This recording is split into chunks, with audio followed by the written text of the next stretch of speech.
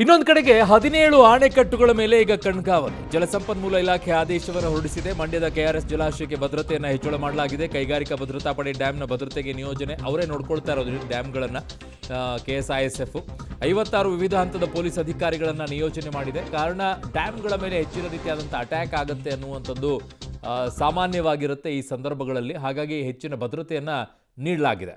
ಭಾರತ ಪಾಕಿಸ್ತಾನದ ಮೇಲೆ ಅಟ್ಯಾಕ್ ಮಾಡಿದ ನಂತರದಲ್ಲಿ ದೇಶದಲ್ಲೂ ಕೂಡ ಒಂದು ರೀತಿಯಾದಂಥ ಆತಂಕದ ಪರಿಸ್ಥಿತಿಗಳು ಕೂಡ ನಿರ್ಮಾಣವಾಗಿದ್ದಾವೆ. ಪ್ರಮುಖವಾದಂತಹ ನಗರಗಳು ಮತ್ತು ಪ್ರಮುಖವಾದಂತಹ ಸ್ಥಳಗಳಲ್ಲಿ ಭದ್ರತೆಯನ್ನು ಕೂಡ ಮುಂಜಾಗ್ರತಾ ದೃಷ್ಟಿಯಿಂದ ಹೆಚ್ಚು ಮಾಡಿರುವಂಥದ್ದು. ಈಗ ನಾವು ನಿಂತಿರುವಂಥದ್ದು ಮಂಡ್ಯ ಜಿಲ್ಲೆಯ KRS ಜಲಾಶಯದ ಮುಂಭಾಗದಲ್ಲಿ ನಿಂತಿದ್ದೇವೆ.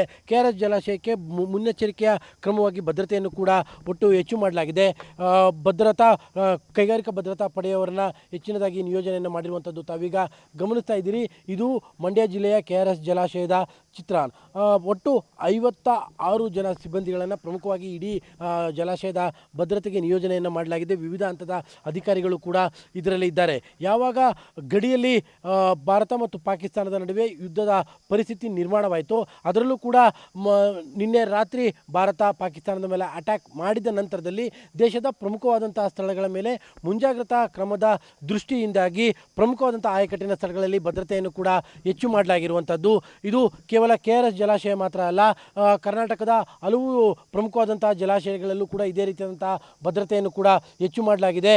ಮತ್ತು ಪ್ರಮುಖವಾದಂಥ ಅತಿ ಹೆಚ್ಚಿನ ಜನ ಸೇರುವಂತಹ ಪ್ರದೇಶಗಳಿರ್ಬೋದು ಅಥವಾ ಈ ಥರದ ಜಲಾಶಯದ ಪ್ರದೇಶಗಳಿರ್ಬೋದು, ಇಂತಹ ಪ್ರದೇಶಗಳಲ್ಲಿ ಕೈಗಾರಿಕಾ ಭದ್ರತಾ ದಳವನ್ನು ಕೂಡ ಹೆಚ್ಚಿನ ಫೋರ್ಸನ್ನು ಕೂಡ ನಿಯೋಜನೆ ಮಾಡಲಾಗಿದೆ. ಈಗಾಗಲೇ ಕೇಳಿ KRS ಜಲಾಶಯಕ್ಕೆ ಈ ಹಿಂದೆಯೂ ಕೂಡ ಈ ಥರದ ಒಂದು ಸಿಚುವೇಶನ್ ಇಲ್ಲದ ಸಂದರ್ಭದಲ್ಲೂ ಕೂಡ ಹೆಚ್ಚಿನ ಭದ್ರತೆಯನ್ನು ಕೂಡ ನೀಡಲಾಗ್ತಾ ಇತ್ತು. ಈಗ ಆ ಭದ್ರತೆಯನ್ನು ಇನ್ನೂ ಕೂಡ ಹೆಚ್ಚು ಮಾಡಿರುವಂಥದ್ದು. ಹಳೆ ಮೈಸೂರು ಭಾಗದ ಪ್ರಮುಖವಾದಂತಹ ಜಲಾಶಯ KRS ಜಲಾಶಯ ಮತ್ತು ಇದು ಈ ಭಾಗದ ಅತ್ಯಂತ ಪ್ರಮುಖವಾದಂತಹ ಡ್ಯಾಮ್ ಆಗಿದೆ. ಈ ಎಲ್ಲದರ ಹಿನ್ನೆಲೆಯಲ್ಲಿ ಮುಂಜಾಗ್ರತಾ ಕ್ರಮದ ದೃಷ್ಟಿಯಿಂದ ಈಗ ಭದ್ರತೆಯನ್ನು ಕೂಡ ಹೆಚ್ಚು ಮಾಡಿರುವಂಥದ್ದು. 57ಕ್ಕೂ ಹೆಚ್ಚು ಪೊಲೀಸರನ್ನು ನಿಯೋಜನೆ ಮಾಡಿರುವಂಥದ್ದು. ಅಂದರೆ ವಿವಿಧ ಹಂತದ ಅಧಿಕಾರಿಗಳನ್ನು ನಿಯೋಜನೆಯನ್ನು ಕೂಡ ಮಾಡಲಾಗಿದೆ.